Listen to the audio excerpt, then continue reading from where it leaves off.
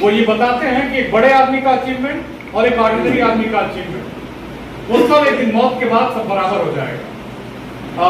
मोदी हो चाहे हमारा भाई जो कामगार है वो भी समाज के बनने में उतना ही कंट्रीब्यूट कर रहा है, किसी का कंट्रीब्यूशन कम नहीं है।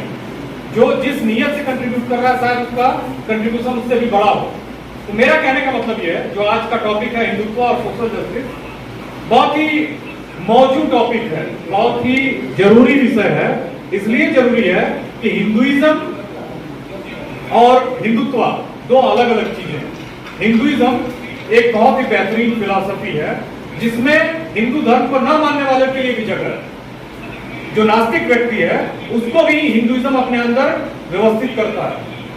मैं कई टीवी डिबेट पे गया दिल्ली में, और आज का जो टीवी चैनल है उसे तो सर्व नाम की चीज है नहीं, हिंदी का हो या फिर अंग्रेजी का हो, वो इतने दूसरे लेवल के पे जा चुके हैं कि उस देश को गर्त में ले जा चुके हैं, गड्ढे में ले जा चुके हैं। ये सनातन धर्म पर लगातार डिबेट कर रहे थे, अब अपनी तथाकथित जिस पार्टी के लिए ये काम करते हैं उसको फायदा पहुंचाने के लिए। हिंदुत्व सावरकर का विचार था, जो 1922 में एक ऑर्डिनरी थिंकर थे, 1922 में उन्होंने हिंदुत्व का विचार दिया। हिंदुत्व हिंदू सुप्रीमेसी की बात करता है।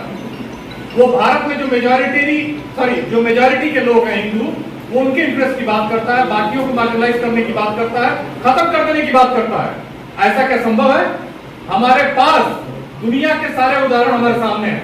हम अगर देखें तो जो ज्यूज के साथ हुआ, जर्मनी में हुआ, जो ज्यूज के साथ, जो कम्युनिस्टों के साथ हुआ, जो प्रोग्रेसिव लोगों के साथ हुआ, ये एक तरह से देखा जाए तो इस तरह की विचारधारा को कोई जगह नहीं होनी चाहिए। लेकिन भारत एक ऐसा देश है जहां विचारों की खेती की कमी होने की वजह से इस तरह के विचार पूरी तरह से फल फूल रहे हैं, जो हमारे समाज को के लिए बहुत ही विनाशकारी है। समाज को खत्म करने की खेती हो रही है।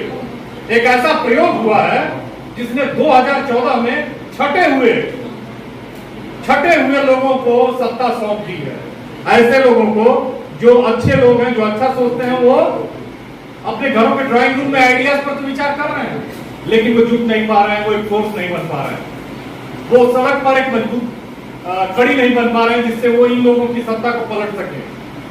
ये बहुत मुश्किल समय चल रहा है भारत के लोकतंत्र के लिए, सामाजिक न्याय के लिए तो है ही।